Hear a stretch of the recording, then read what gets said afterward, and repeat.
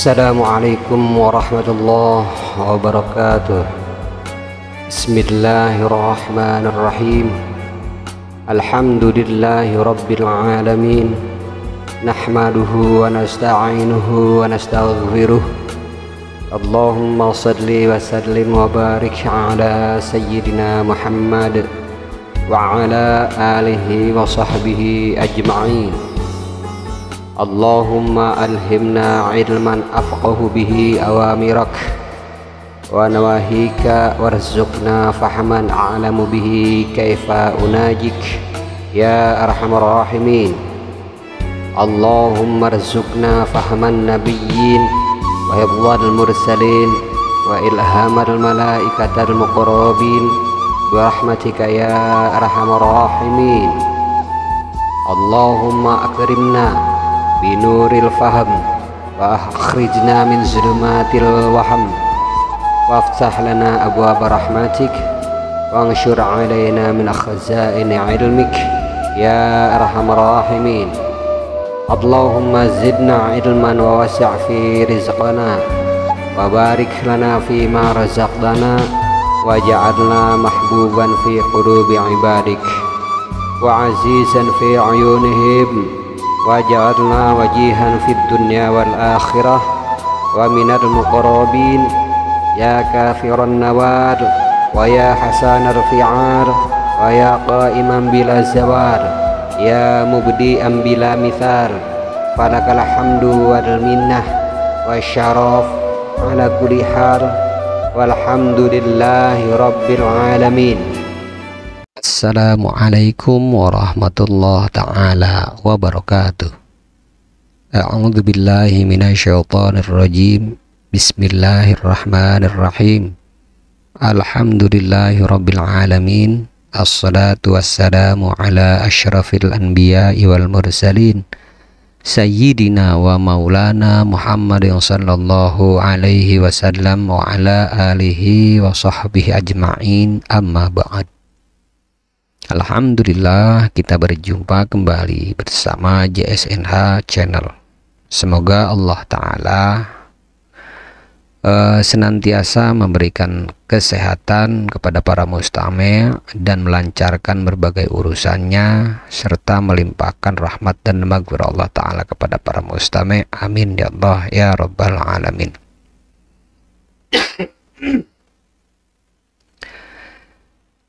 Insyaallah pada perjumpaan kita kali ini akan membahas tentang makom-makom tingkatan jalan pendakian para salik part 7 atau bagian ke-7 dari Muthala'ah Ar-Risalah Al-Qusyairiyah karya Imam Al-Qusyairi. Sebelumnya kita telah menjelaskan tentang syukur, tentang yakin, tentang sabar, tentang muraqabah, dan tentang ridha di dalam bagian ke-6 dari makom-makom tingkatan jalan pendakian para salik di dalam suluknya. Insyaallah pertemuan kita kali ini akan menjelaskan tentang makom-makom pendakian salik di dalam suluknya, yaitu tentang ubudiyah dan makom-makom yang lainnya. Makom ubudiyah di dalam pendakian salik di dalam suluknya, Imam Al-Qusyairi di dalam kitab Ar-Risalahnya mengatakan, menyitir dari firman Allah Ta'ala, wa'bud rabbaka hatta ya'tiyakal yaqin. Sembahlah Tuhanmu sampai datang kepadamu keyakinan, meninggal. Dari Abu Sa'id Al-Khudri dituturkan dari Abu Hurairah radhiyallahu ta'ala anhu yang mengatakan bahwa Rasulullah sallallahu alaihi wasallam bersabda, sab'atun yuzilluhumullahu fi dhillihi yawma la dhilla illa dhilluh, imamun adil wa syabun nasya bi'ibadatillahi ta'ala wa rajulun qalbuhu mu'allaqun bil masjid idza kharaja minhu hatta ya'uda ilaih wa rajulan tahabba fillah ijtama'a ala dhalik wa tafarraqa alaih wa rajulun dzakarallah ta'ala khalian fafadat ainah wa rajulun da'atuhu imra'atun data hasan wa jamalin faqal inni akhafullahu rabbal alamin wa rajulun tasaddaqa bisadaqatin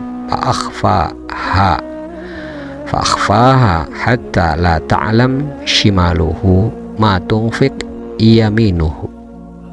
7 orang yang akan diberikan naungan oleh Allah Subhanahu wa ta'ala di suatu hari yang tidak ada naungan selain naungannya. Yang pertama, imam yang adil. Kedua, pemuda yang hidup selalu beribadah kepada Allah ta'ala. Yang ketiga, orang laki-laki yang hatinya selalu bergantung atau berhubungan pada masjid apabila keluar sampai dia kembali. Keempat, 2 orang laki-laki yang saling mencintai karena Allah ta'ala. Mereka berkumpul dan berpisah karena Allah. Kelima, orang laki-laki yang selalu ingat kepada Allah ta'ala, baik itu ketika sendirian sampai kedua matanya bercucuran air mata. Keenam, orang laki-laki yang diajak untuk berbuat amoral atau bermesum oleh seorang perempuan yang sangat cantik, lalu kemudian dia mengatakan, saya takut kepada Allah ta'ala, Tuhan seru semesta alam.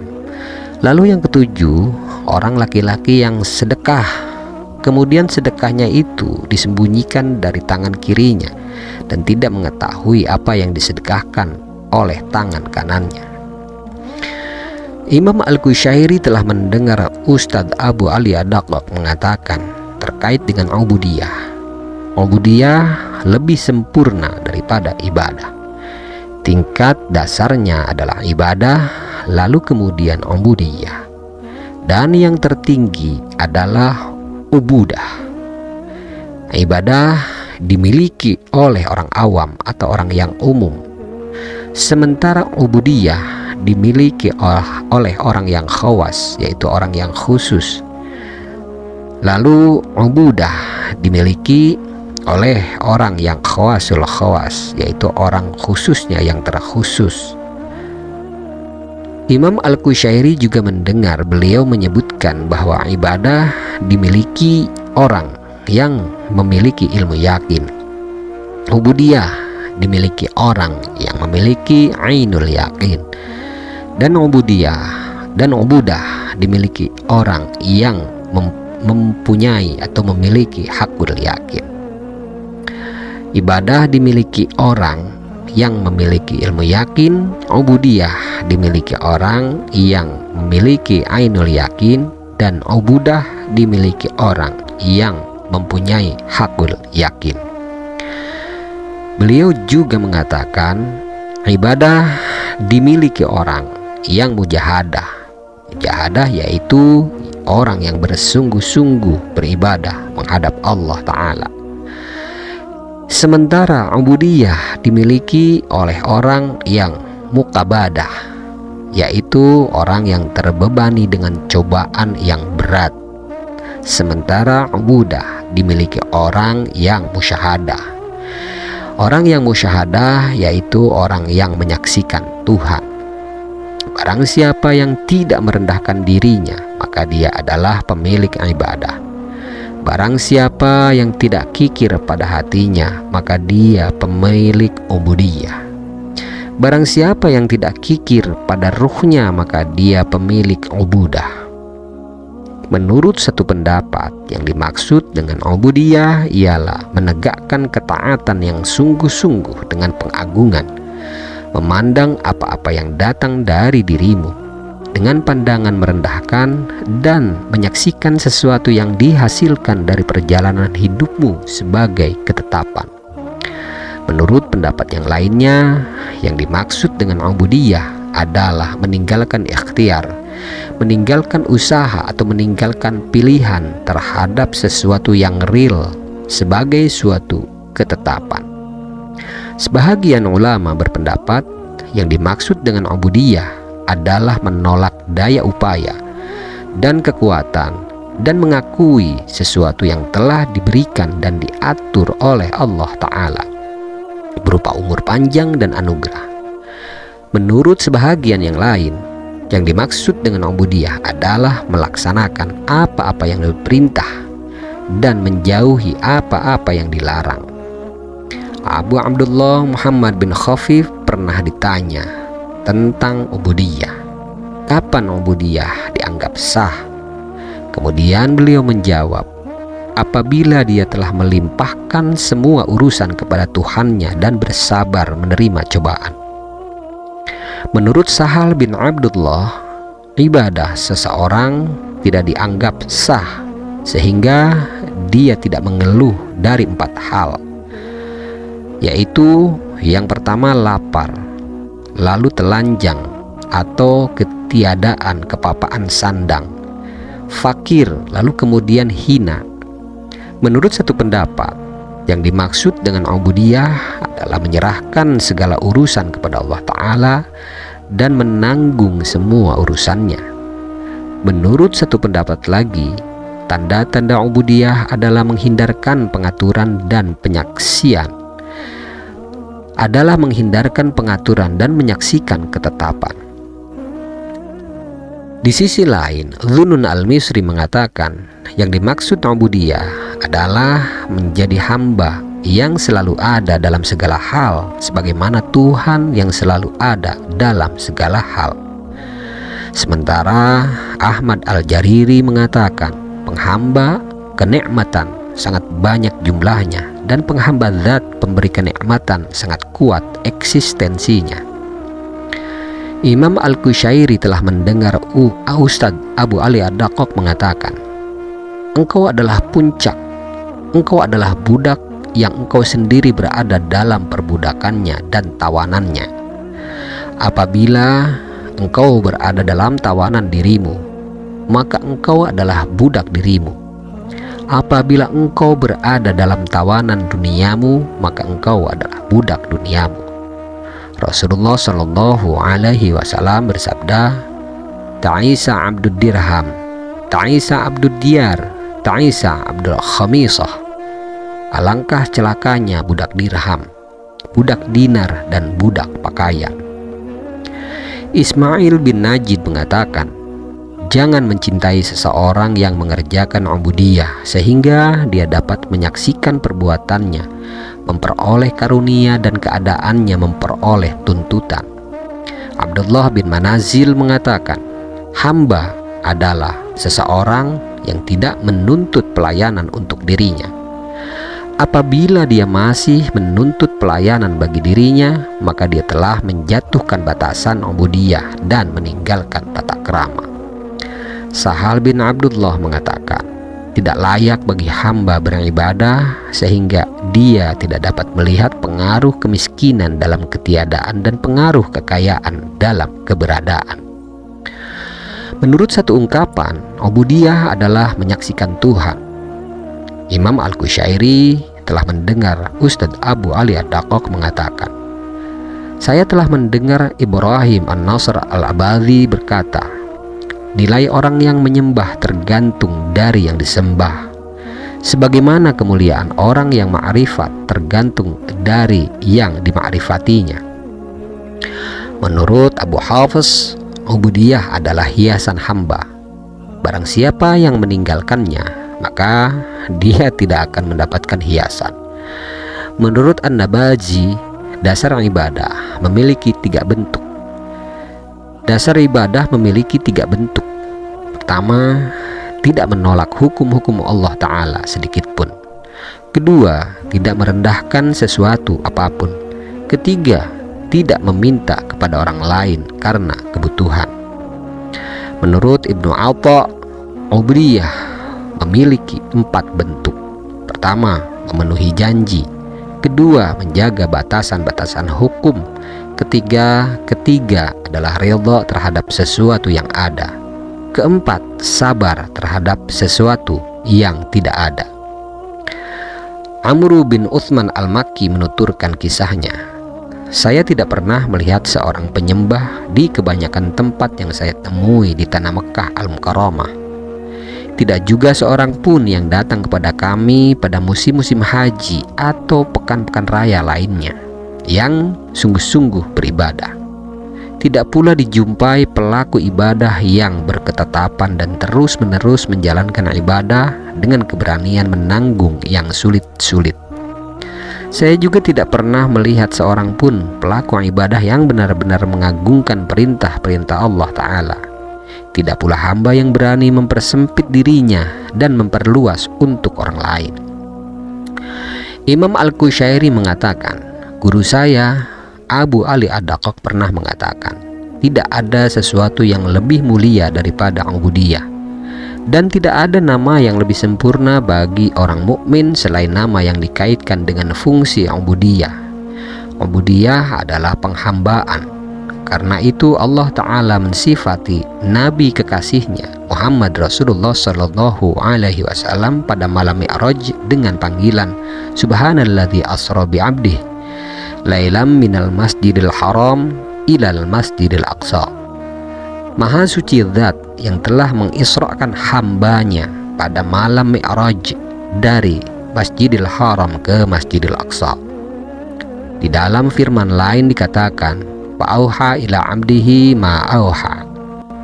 Maka diwahyukan kepada hambanya apa-apa yang diwahyukan. Sehingga seandainya ada gelar yang lebih agung daripada sifat kehambaan, tentulah dia telah menggunakannya untuk beliau Shallallahu Alaihi Wasallam. Di dalam konteks inilah mereka bersyair, "Wahai Amru, membalaskan tumpahnya darahku demi Zahraku. Penglihatan dan pendengaran tahu semua ini. Jangan panggil diriku kecuali dengan wahai hamba Zahra. Sungguh nama termulia panggilan itu bagi diriku." Sebahagian ahli sufi mengatakan, hanya ada dua yang penting: senang dengan sesuatu yang lezat dan percaya pada kemampuan gerak. Jika dua perkara ini terlepas dari Anda, maka Anda benar-benar telah membuktikan fungsi ubudiyah atau pengabdian. Waspadalah kalian pada kelezatan pemberian. Sesungguhnya kelezatan ini menjadi tutup bagi orang-orang yang berhati jernih. Begitu yang dikatakan Muhammad Al-Wasiti. Sementara Abu Ali Al-Jurjani mengatakan, ridha adalah ruang bagi ubudiyah, sabar pintunya, sedangkan sikap pasrah adalah rumahnya. Karena itu suara ubudiyah berada di pintu, kekosongan diri berada dalam ruangan, dan istirahat terletak di dalam rumah. Imam Al-Qushairi mendengar Ustadz Abu Ali Ad-Daqqaq mengatakan, sebagaimana rububiyah atau sifat ketuhanan yang merupakan sifat al-haq Allah Azza wa Jalla yang tidak pernah berubah, maka ubudiyah atau penghambaan sebagai sifat abdi atau hamba tidaklah boleh terpisahkan selamanya. Sebahagian sufi bersair, jika kalian meminta kepadaku, katakan inilah saya hambanya. Sekalipun mereka yang meminta mengatakan inilah engkau Tuhanku. Ibrahim An-Nasr Al-Abadhi mengatakan, ibadah menuntut kelapangan, sedangkan kemaafan karena kekurangannya lebih mendekatkan pada permintaan ganti dan pembalasan. Ubudiyah menggugurkan penglihatan hamba atas ketersingkapan intuisi pada yang disembah. Bagi Al-Junaid, ubudiyah merupakan sikap yang meninggalkan kesibukan dan penyibukan dengan kesibukan yang hal itu merupakan pangkal kekosongan. Lalu kemudian makom dari pendakian suluk, seorang suluk di dalam seorang salik di dalam suluknya, yaitu iradah. Allah Subhanahu wa taala berfirman, wala tatrudil ladzina yad'una rabbahum bil ghadati wal 'ashiyyi yuriduna wajhah. Dan janganlah kamu mengusir orang-orang yang menyeru Tuhannya di pagi hari dan petang hari, sedangkan mereka menghendaki keridhaannya. Dari Anas bin Malik diceritakan bahwa Rasulullah Shallallahu Alaihi Wasallam bersabda, "Idza aradallahu bi'abdin khair, ista'malah, qila lahu kaifa yasta'miluh ya Rasulullah, qal yuwafiquhu li'amali saleh qabla al-maut." Jika Allah Ta'ala menghendaki seorang hamba dengan kebaikan, maka dia dipekerjakan dengan kebaikan itu.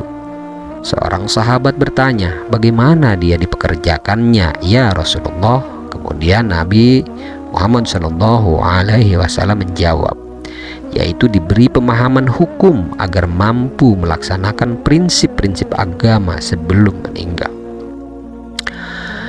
Iradah atau kehendak adalah awal jalan para salik, yang sebenarnya merupakan nama bagi tahapan atau makom pertama pendakian salik untuk menuju ke hadirat Allah Ta'ala.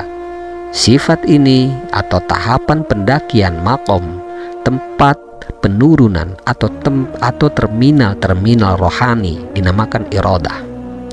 Dikatakan sebagai iradah karena iradah merupakan awal segala urusan. Barang siapa tidak memiliki kehendak terhadap sesuatu, maka dia tidak mungkin bisa melakukannya atau memanifestasikan kehendaknya. Segala persoalan yang menjadi langkah awal bagi salik di dalam meniti jalan menuju Allah Ta'ala itu dinamakan iradah. Kedudukannya sama halnya dengan muqaddimah dalam semua urusan yang berkaitan dengan tujuan. Murid atau orang yang berkehendak harus memiliki iradah sebagai belahan kesatuan langkah-langkahnya. Bagaimana seorang alim yang diharuskan memiliki ilmu sebagai belahan atau indikasi yang menunjukkan kealimannya. Kedua nama ini, yaitu murid dan alim, dalam ilmu gramatika bahasa Arab dinamakan kata jadian sebagai bentuk pecahan dari kata asalnya. Akan tetapi, murid dalam pengertian ahli sufi bukanlah sebuah perwujudan kehendak milik murid itu sendiri, yaitu orangnya. Karena orang yang masih belum bisa memurnikan dirinya dari eksistensi kehendaknya atau kehendak manusia yang sifatnya relatif atau pinjaman, maka dia tidak memiliki kehendak yang mengharuskan terjadi belahan yang tidak juga dinamakan murid. Banyak orang yang memberi arti iradah, masing-masing mengungkapkannya sebatas apa yang tersirat di dalam hatinya. Sementara para sufi kebanyakan mengatakan bahwa iradah adalah meninggalkan apa yang telah menjadi suatu kebiasaan. Kebiasaan manusia umumnya adalah terpaku pada hukum penapakan, proses aktualisasi diri di tempat-tempat yang membuatnya lupa, percaya pada ajakan syahwat, dan cenderung mengikuti apa yang dibisikkan oleh harapan atau angan-angan kosong. Sedangkan seorang murid harus terlepas dari identitas itu. Semuanya tidak boleh melekat pada dirinya. Kemampuan salik yang bermurid keluar dari kenyataan-kenyataan semu. Iradahnya menjadi bukti atau tanda atas kebenaran iradahnya. Keadaan semacam inilah yang dinamakan iradah, yaitu keluarnya salik dari hukum kebiasaan. Hukum kebiasaan yaitu hukum alam, hukum kemanusiaan, kebenaran semu atau kehendak yang bukan sesungguhnya. Dengan demikian, keberhasilan meninggalkan kebiasaan merupakan tanda-tanda dari iradah. Adapun hakikatnya adalah manifestasi kebangkitan hati dalam pencarian al-haq Allah Azza wa Jalla. Karena itu, hal ini dikatakan, sesungguhnya iradah adalah kepedihan hati karena jeratan cinta pada Allah Ta'ala yang mampu menghinakan setiap keharusan. Diceritakan dari seorang guru sufi, suatu hari saya sendirian berada di sebuah pedusunan yang sunyi.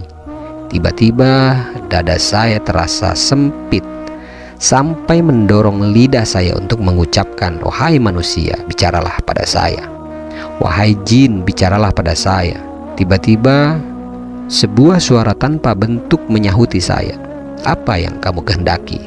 Kemudian saya menjawab, "Allah yang saya kehendaki." Dia kembali bertanya, "Kapan kamu menghendaki Allah Ta'ala?" Kisah ini mengandung pelajaran tentang makna dari iradah. Orang tersebut yang mengatakan, "Bicaralah kalian pada saya," menunjukkan sebagai orang yang berkehendak, yaitu murid kepada Allah Ta'ala. Orang yang berkehendak atau murid selalu tidak tenang dan lemas sepanjang malam dan siang. Dia di dalam sikap zahirnya dihiasi dengan berbagai mujahadah. Mujahadah yaitu latihan atau perjuangan di dalam melawan hawa nafsunya, dan dalam sikap batinnya disifati penahanan berbagai bentuk beban kesulitan. Dia senantiasa menjauhkan diri dari tempat tidur, selalu siaga, siap memikul kesulitan-kesulitan dan menunggang kepayahan. Mengobati akhlak, membiasakan diri dengan hal-hal yang berat, merangkul objek-objek yang menakutkan, dan memisahkan diri dari berbagai bentuk eksistensi atau simbol-simbol keperanan. Sebagaimana disebutkan di dalam sebuah syair, "Kemudian saya putus malam. Dalam kenikmatan-kenikmatannya, tidak ada singa yang saya takuti, juga tidak ada serigala. Rinduku mengalahkan saya. Lalu saya melipat rahasia saya, dan orang yang punya kerinduan memang selalu dikalahkan." Imam Al-Qushairi pernah mendengar Ustadz Abu Ali Ad-Daqqaq mengatakan bahwa yang dimaksud dengan iradah adalah pedihnya kerinduan dalam sanubari, sengatan yang menimpa hati, cinta yang menyala-nyala dan membakar nurani, kecemasan yang menggedor dinding-dinding batin, api cahaya yang menyambar kubah hati. Imam Al-Qushairi juga pernah mendengar beliau mengatakan, "Saya di dalam permulaan kerinduan saya, dalam keadaan terbakar di tungku perapian iradah. Kemudian saya membisiki hati saya, duhai perasaan hati saya, betapa pedihnya, apa arti iradah?" Yusuf bin Husin mengatakan, antara Abu Sulaiman Ad-Darani dan Ahmad bin Abi Al-Hiwari terikat tali perjanjian. Ahmad tidak bisa membantah setiap perintah yang diinstruksikan Abu Sulaiman. Suatu hari dia mendatangi Abu Sulaiman Ad-Darani yang sedang memberikan fatwa di majelisnya. Kemudian melapor, "Sesungguhnya bunga api telah berpijar, menyala dan membakar. Maka apa yang kau perintahkan?" Abu Sulaiman diam, tidak menjawab. Kemudian Ahmad mengulanginya 2 kali hingga 3 kali dan akhirnya mengatakan, Abu Sulaiman pergi lalu duduk di dalamnya, seakan-akan hatinya sempit, dan Abu Sulaiman lupa tentang Ahmad.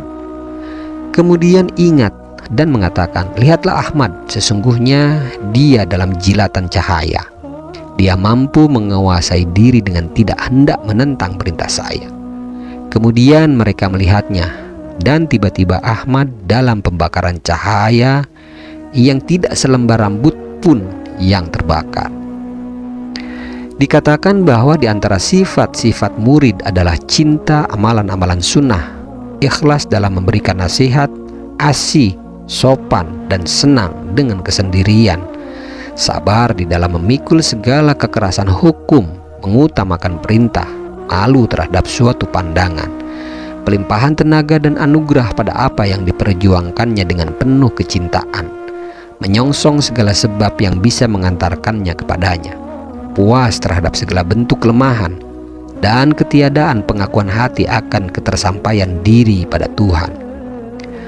Abu Bakar Muhammad Al-Warraq berkata, penyakit murid ada 3, yaitu yang pertama kawin, kedua catatan bicara, yang ketiga lembaran-lembaran. Bagaimana mungkin Tuhan harus meninggalkan catatan bicara? Tanya seorang penanya. Sebab akan menjadi penghalangku dari memperoleh iradah. Hatim Al-Asam mengatakan, jika saya melihat seorang murid yang menghendaki selain yang dikehendakinya, maka ketahuilah bahwa dia telah menampakkan kerendahan. Di antara hukum murid, ketentuan yang menetapkan menjadi murid itu ada 3 hal, yaitu tidurnya karena sangat mengantuk, makannya karena sangat butuh, dan ucapannya karena amat terpaksa.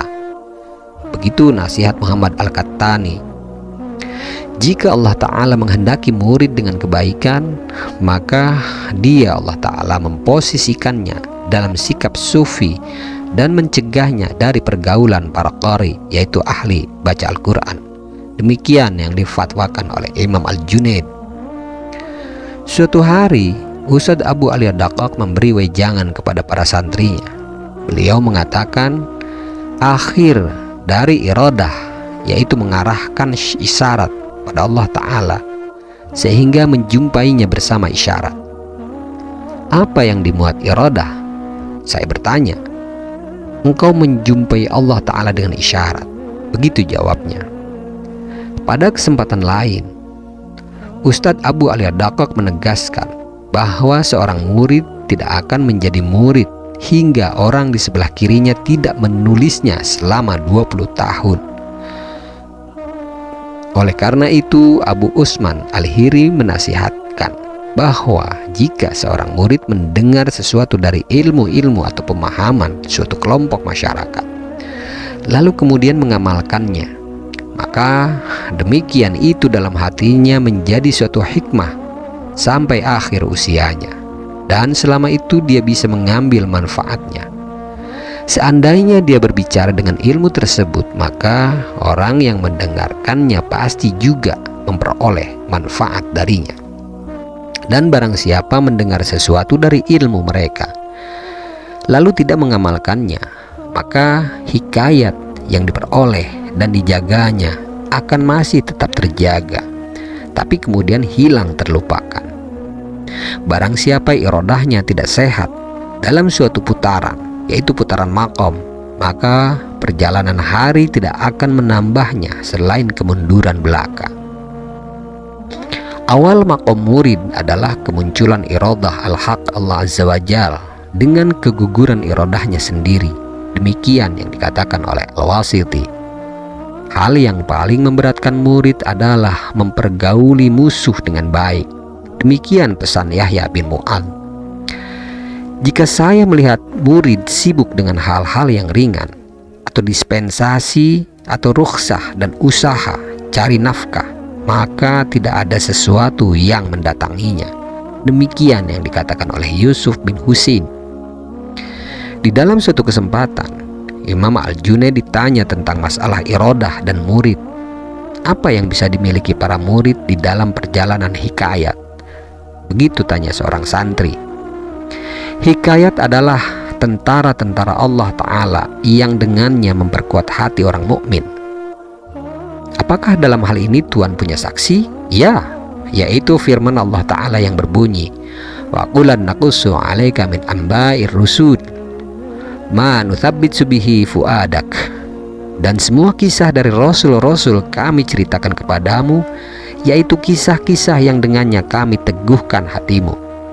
Lebih jauh lagi Imam Al-Junaid menjelaskan bahwa murid yang benar adalah seorang yang tidak butuh ilmu para ulama. Adapun perbedaan antara murid, yaitu orang yang berkehendak dalam arti sebagai subjek, dan murad, yaitu orang yang berkehendak dalam arti sebagai objek, yakni yang dikehendaki supaya berkehendak adalah sebagai berikut. Seorang murid hakikatnya adalah seorang yang dikehendaki atau murad Allah, karena jika tidak ada kehendak Allah Ta'ala yang dengannya dia bisa berkehendak, maka dia bukanlah seorang murid.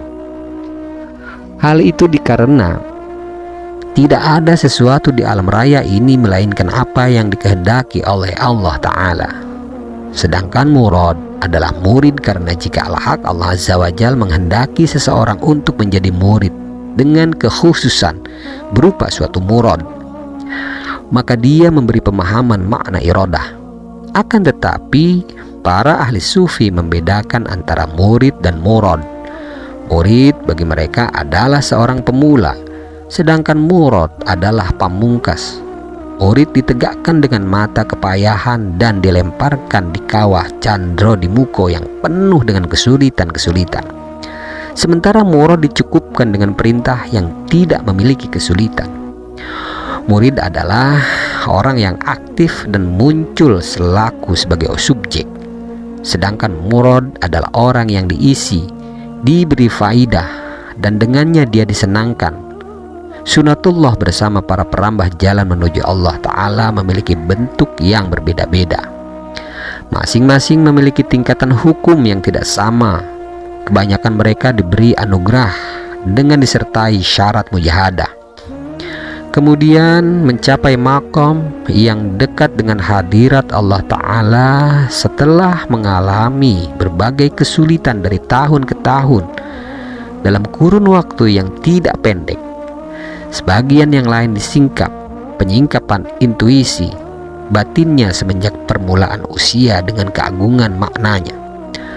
Kemudian mencapai makom kewalian yang tidak bisa dicapai oleh sekelompok ahli riyadhah atau mujahadah, kelompok laku batin, atau orang-orang yang banyak melakukan praktek tirakat untuk melatih batin dalam penyesuaian irama kehidupan bersama Allah. Golongan ahli riyadhah, sebagaimana yang dijelaskan di atas, kebanyakan dalam pencapaian makom kewalian dilemparkan Allah Ta'ala ke kawah candra di moko mujahadah. Penggodokan ini terjadi setelah mereka memperoleh kesadaran intuisi atau hakikat. Tujuannya adalah supaya mereka memperoleh apa-apa yang terkandung dalam hukum riyadhah. Imam Al-Qushairi juga pernah mendengar Ustadz Abu Ali Ad-Daqqaq mengatakan, murid adalah orang yang menanggung, sedangkan murad orang yang ditanggung. Beliau juga pernah menjelaskan bahwa Musa alaihi salam adalah seorang nabi yang menduduki derajat murid. Karena itu dalam doanya dia mengatakan, Rabbi syrahli sodri, Tuhan lapangkanlah dada saya. Sedangkan Nabi kita Shallallahu Alaihi Wasallam adalah seorang murad, sehingga firman yang diwahyukan kepada Allah Ta'ala berbunyi demikian, alam nashrah laka sadrak wa wada'na anka wizraka alladhi anqadha dhahrak wa rafa'na laka dzikrak.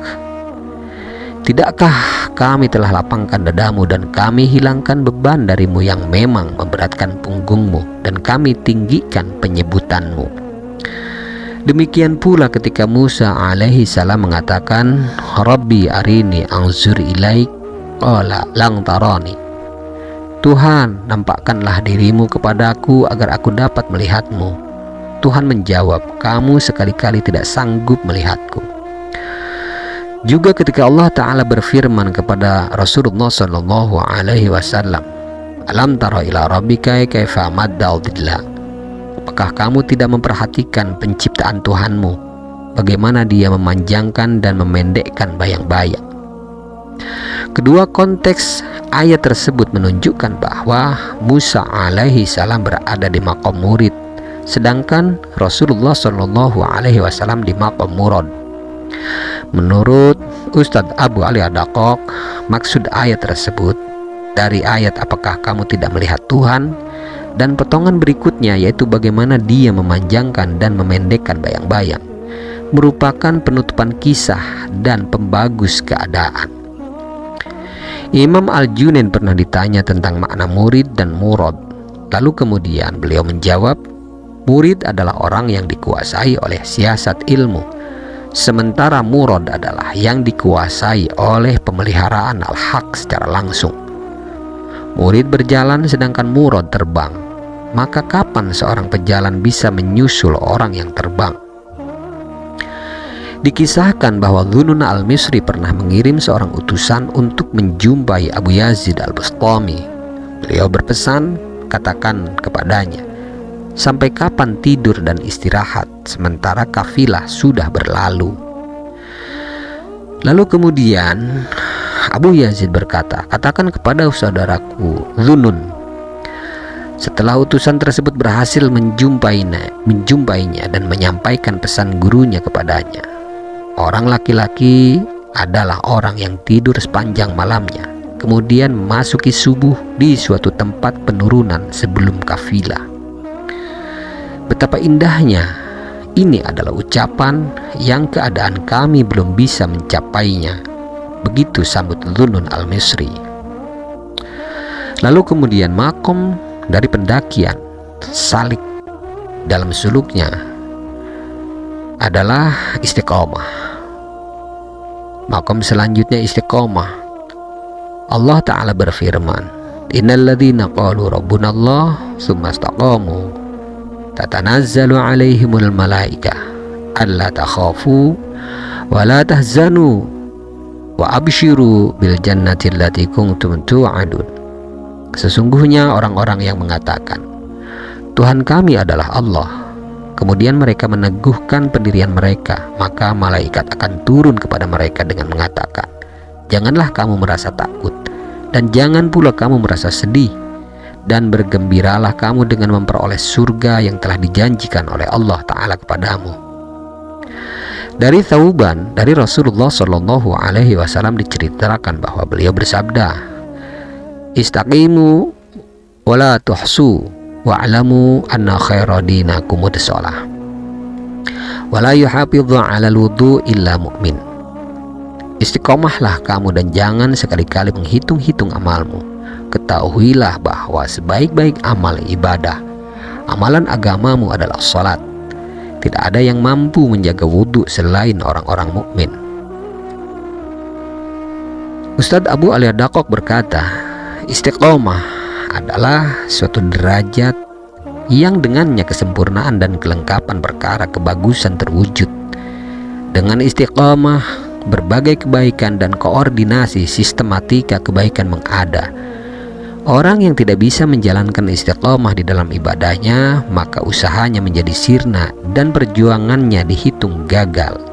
Allah Ta'ala berfirman, wala takunu kallati naqadat ghazlaha min ba'di quwwatin angkasa.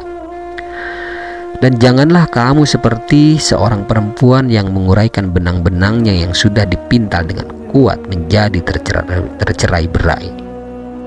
Barang siapa tidak istiqomah dengan menetapi sifat baiknya, maka dia tidak bisa memperbaiki dan meningkat dari satu makom ke makom berikutnya, serta tidak bisa mempertegas perilakunya mengarah kepada kepastian kebaikan. Istiqomah merupakan syarat utama bagi pemula dalam menjalani perjalanan sufi. Statusnya masuk kalkulasi hukum-hukum dasar perjalanan awal sufi, sebagaimana keharusan orang yang ma'rifatullah untuk tetap beristiqomah dalam penerapan berbagai etika pengarungan tahapan-tahapan akhir dari kesufian. Maka di antara tanda-tanda istiqomah bagi sufi pemula adalah ketiadaan perubahan pelaksanaan ibadahnya meski hanya sekejap. Sedangkan tanda-tanda istiqomah bagi sufi yang berada di tengah-tengah perjalanan sufinya adalah keharusan dia untuk tidak menyelai tahapan-tahapan perjalanan sufinya dari satu makom ke makom berikutnya dengan pemberhentian atau dengan istirahat. Adapun bagi sufi yang pamungkas atau yang sudah di dalam tahapan akhir, di antara tanda-tandanya adalah ketiadaan intervensi ketertutupan atau hijab atau pemunculan tabir yang menghalangi kemakrifatannya pada Allah Ta'ala dalam keberlangsungan ma'rifatullah. Ustadz Abu Ali Ad-Daqqaq juga pernah mengatakan, istiqomah memiliki 3 putaran tingkatan. Pertama adalah penegakan, kemudian berdiri, dan akhirnya adalah istiqomah, yaitu continue. Takwim atau penegakan merupakan proses latihan nafsu. Iqomah atau berdiri merupakan pendidikan hati, dan istiqomah adalah pendekatan rahasia-rahasia. Dalam hal ini kaitannya dengan ayat kemudian mereka beristiqomah. Sahabat Abu Bakar As-Siddiq radhiyallahu ta'ala anhu mengartikan mereka tidak syirik, sementara Umar bin Khattab radhiyallahu ta'ala anhu menafsirkan sebagai orang yang pergi ke sana kemari seperti seekor serigala yang berjalan berputar-putar dalam keadaan miring. Pernyataan Abu Bakar radhiyallahu ta'ala anhu mengandung makna kejelian dalam memperhatikan dasar-dasar tauhid. Sementara penafsiran Umar radhiyallahu ta'ala an menyiratkan makna pelepasan tuntutan penafsiran dan konsistensi dalam menetapi syarat perjanjian. Ibnu Atha mengatakan, istiqomahlah kalian dalam penyatuan kesendirian hati dengan Allah Ta'ala. Abu Ali Al-Jauzani berkata, jadilah pelaku istiqomah dan jangan menuntut karomah. Dirimu selalu bergerak di dalam pencarian karomah, sedangkan Tuhanmu menuntutmu untuk tetap di dalam istiqomah. Suatu hari saya melihat Rasulullah Shallallahu Alaihi Wasallam di dalam mimpi, begitu yang dikatakan Ali Asy-Syabawi. Lalu kemudian saya bertanya kepada beliau, diceritakan dari Tuhan bahwa Tuhan pernah berkata, surat Hud menjadikan rambutku beruban. Apanya yang membuat rambut Tuhan beruban? Apakah kisah-kisah para nabi atau kerusakan umat? Kemudian beliau menjawab, bukan itu, akan tetapi firman Allah Ta'ala yang berbunyi, fastaqim kama umirt, maka tetaplah kamu pada jalan yang benar sebagaimana diperintahkan kepadamu. Dikatakan bahwa tidak ada yang kuat menjalani istiqomah kecuali orang-orang yang berjiwa besar, karena istiqomah menuntut pengeluaran diri dari apa-apa yang dijanjikan dan pemisahan dari legitimasi atau pengakuan atau stempel dan adat. Berdiri tegak di hadapan Allah Ta'ala memang harus didasarkan pada hakikat kebenaran. Karena itu Rasulullah Shallallahu Alaihi Wasallam bersabda, istaqimu walang tuhsu, istiqomahlah kalian dan janganlah sekali-kali menghitung-hitung amal kebagusanmu. Istiqomah adalah sifat akhlak sempurna. Tanpa istiqomah, akhlak akan menjadi buruk. Demikian yang dikatakan oleh Muhammad Al-Wasilti. Istiqomah adalah penyaksian Anda pada waktu bersamaan dengan pelaksanaannya. Demikian nasihat Dalb Asyibli. Dikatakan pula bahwa istiqomah dalam kata-kata adalah dengan meninggalkan rasan-rasan, berbisik-bisik membicarakan kejelekan orang lain, dalam perbuatan dengan peniadaan bid'ah, dalam intensifikasi perilaku dengan peniadaan penangguhan, dan dalam ahwal dengan peniadaan hijab. Imam Al-Qushairi pernah mendengar guru Imam Abu Bakar Muhammad bin Husin bin Furak mengatakan, sin dalam istiqomah adalah sin penuntutan. Artinya, para pelaku sufi meminta pelurusan sikap pada al-haq Allah Azza wa Jalla dengan didasarkan pada nilai-nilai tauhid. Kemudian mereka menetapi janji-janjinya dan menjaga batasan-batasan hukumnya. Ketahuilah bahwa istiqomah mengharuskan keabadian karomah. Allah Subhanahu wa Ta'ala berfirman, la istaqamu ala tariqah la astaqainahum ma'an ghadhaqa. Dan jika mereka tetap berjalan lurus istiqomah di atas jalan itu, agama Islam, tentu kami akan benar-benar memberi minum kepada mereka air yang segar, rezeki yang banyak.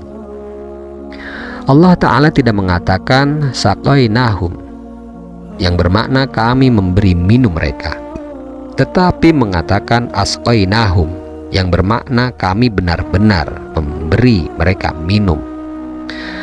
Arti ini mengandung pengertian keabadian. Imam Al-Junaid bercerita, saya pernah bertemu seorang pemuda di bawah pohon raksasa di daerah pedalaman. Pemuda ini merupakan salah seorang murid sufi yang sedang menjalani laku batin. Dia sedang duduk di bawah pohon besar.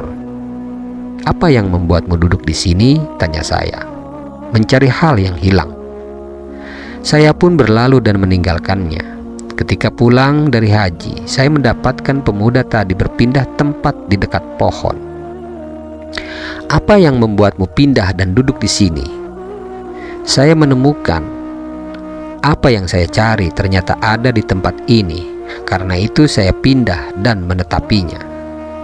Imam Al-Junaid heran, kemudian bergumam, saya tidak tahu mana yang lebih mulia, apakah tetapnya istiqomah karena pencarian suatu hal yang hilang, atau tetapnya pada suatu tempat yang di dalamnya diperoleh apa yang dikehendakinya.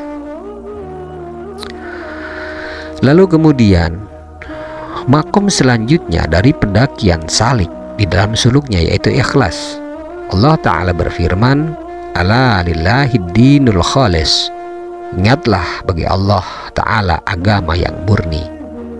Dari Anas bin Malik diceritakan bahwa Rasulullah Shallallahu Alaihi Wasallam bersabda, Thalathun la yagudlu alaihim qalbu muslim, ikhlasul amalillahi ta'ala, wa munasahatu ulatil umur, waluzumu jama'atil muslimin. 3 perkara yang tidak bisa dikhianati seorang muslim, yaitu keikhlasan amal karena Allah Ta'ala, saling menasehati dalam penguasaan masalah, dan tetapnya jamaah umat Islam. Ustadz Syekh berkata, ikhlas adalah penunggalan al-haq Allah Azza wa Jal dalam mengarahkan semua orientasi ketaatan. Dia dengan ketaatannya dimaksudkan untuk mendekatkan diri pada Allah Ta'ala semata, tanpa yang lain, tanpa dibuat-buat, tanpa ditujukan untuk makhluk, tidak untuk mencari pujian manusia atau makna-makna lain selain pendekatan diri pada Allah Azza wa Jalla. Bisa juga diartikan bahwa ikhlas merupakan penjernihan perbuatan dari campuran semua makhluk atau pemeliharaan sikap dari pengaruh-pengaruh pribadi. Rasulullah Shallallahu Alaihi Wasallam pernah ditanya tentang makna ikhlas. Kemudian dijawab, sa'altu Jibril alaihi salam anil ikhlas mahu, qala sa'altu rabbal izzati anil ikhlas mahu, qala siru min sirri istauda'tuh qalba man ahbabtuhu min ibadi. Saya bertanya Jibril alaihi salam tentang ikhlas itu apa. Kemudian dia berkata, saya bertanya Tuhan tentang ikhlas itu apa. Dan Tuhan pun menjawab, yaitu rahasia dari rahasiaku yang aku titipkan pada hati orang yang aku cintai di antara hamba-hambaku. Imam Al-Qushayri pernah mendengar Ustadz Abu Ali Ad-Daqqaq berkata bahwa ikhlas adalah keterpeliharaan diri dari keikut campuran semua makhluk. Sidik, kebenaran, adalah kebersihan diri dari penampak-nampakan diri. Orang yang ikhlas tidak memiliki riya, dan orang yang sidik atau benar tidak akan kagum pada dirinya sendiri. Zunun al-Misri pernah berkata, ikhlas tidak akan sempurna kecuali dengan kebenaran dan sabar di dalam ikhlas. Sidik tidak akan sempurna kecuali dengan ikhlas dan terus-menerus di dalam ikhlas. Abu Ya'qub As-Susi berkata, kapan saja seseorang masih memandang ikhlas dalam keikhlasannya, maka keikhlasannya membutuhkan keikhlasan yang lain.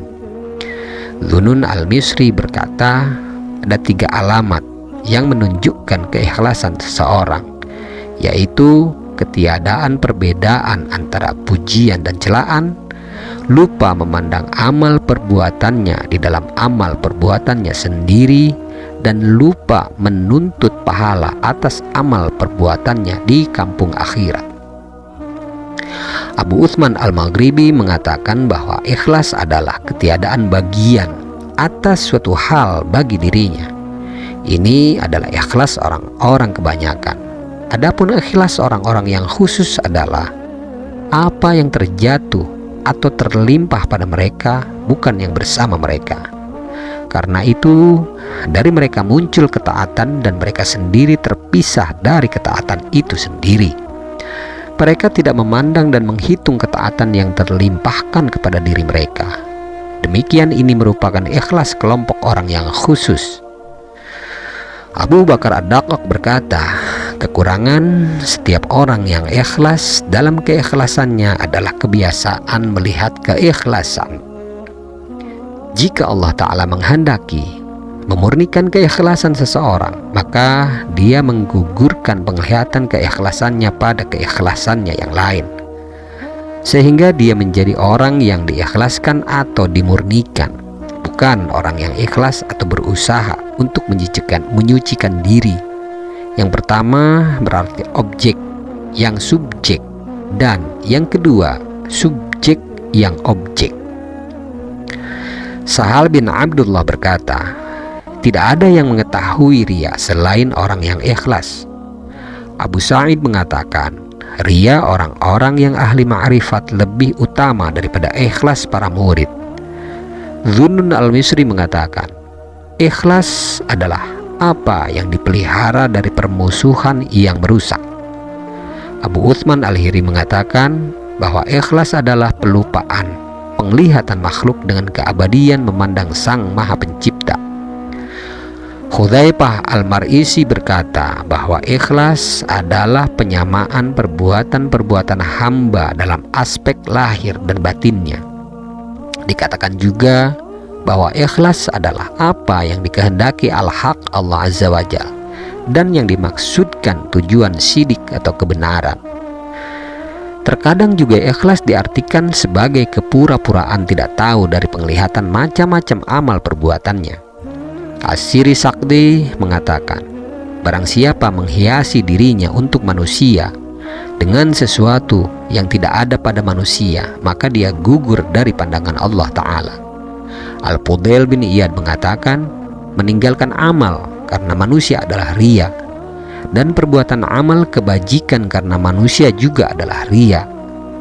Ikhlas adalah pembebasan Allah Ta'ala pada Anda dari kedua hal tersebut. Imam Al-Junaid mengatakan, ikhlas adalah rahasia antara Allah Ta'ala dan hambanya. Tidak ada malaikat yang mengetahui dan mencatatnya. Tidak ada setan yang mengetahui dan merusaknya. Dan tidak ada hawa nafsu yang mengetahui lalu menyondongkannya. Ruwaim mengatakan bahwa keikhlasan suatu perbuatan adalah ketiadaan kehendak bagi pemiliknya untuk mendapatkan ganti atau pahala dari dua alam, baik itu dunia maupun akhirat, dan ketiadaan permintaan bagian dari dua malaikat penjaga neraka maupun surga. Ditanyakan kepada Sahal bin Abdullah, hal apa yang paling berat bagi manusia? Ikhlas, karena di dalamnya tidak ada tuntutan bagian bagi pelakunya. Begitu jawabnya. Sebahagian ahli sufi juga ditanya tentang hal yang sama, lalu kemudian dijawabnya, hendaknya engkau tidak mempersaksikan amalmu pada selain Allah Ta'ala. Seorang sufi bercerita, saya pernah masuk ke rumah Sahal bin Abdullah pada hari Jumat sebelum salat dilaksanakan. Saya lihat rumahnya ada seekor ular yang membuat saya mengedepankan seseorang dan mengakhirkan yang lain. Orang ini berada di tengah-tengah. Tiba-tiba Sahal berkata, masuklah. Seseorang tidak akan mencapai hakikat iman sementara di permukaan bumi masih ada yang ditakutkan. Apakah kamu hendak sholat Jumat? Tanyanya kemudian. Saya pun lantas berkata bahwa di antara kami dan masjid terdapat jarak sejauh perjalanan kaki sehari semalam. Saya menempuh perjalanan itu dan tidak ada jarak lagi selain tinggal sedikit. Sehingga saya melihat masjid, lalu saya masuk dan salat Jumat di dalamnya. Kemudian saya keluar. Pandangan saya tertuju pada kerumunan orang yang sedang keluar dari masjid. Tiba-tiba saya mendengar Sahal berkata, orang-orang yang mengucapkan la ilaha illallah sangat banyak, tetapi yang ikhlas amat sedikit. Makhrul berkata, tidaklah seorang hamba selama 40 hari mampu berbuat ikhlas kecuali sumber-sumber hikmah akan keluar dari hatinya melalui lidahnya. Yusuf bin Husain berkata, paling mulianya sesuatu di dunia adalah ikhlas. Betapa beratnya saya berjuang menggugurkan riya dari hati saya, tetapi seakan-akan riya masih tumbuh dengan warna yang lainnya. Sulaiman Ad-Darani berkata, jika seorang hamba ikhlas, maka rasa was-was dan riya akan terputus darinya. Demikian penjelasan tentang makom-makom dari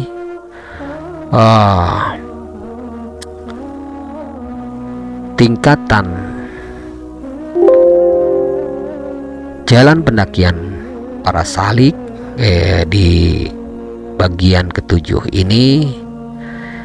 Semoga bermanfaat dan semoga kita semua senantiasa diberikan limpahan rahmat dan maghfirah serta kekuatan di dalam menjalani berbagai urusan-urusan, dan semoga kita termasuk golongan orang-orang yang memperbaiki diri.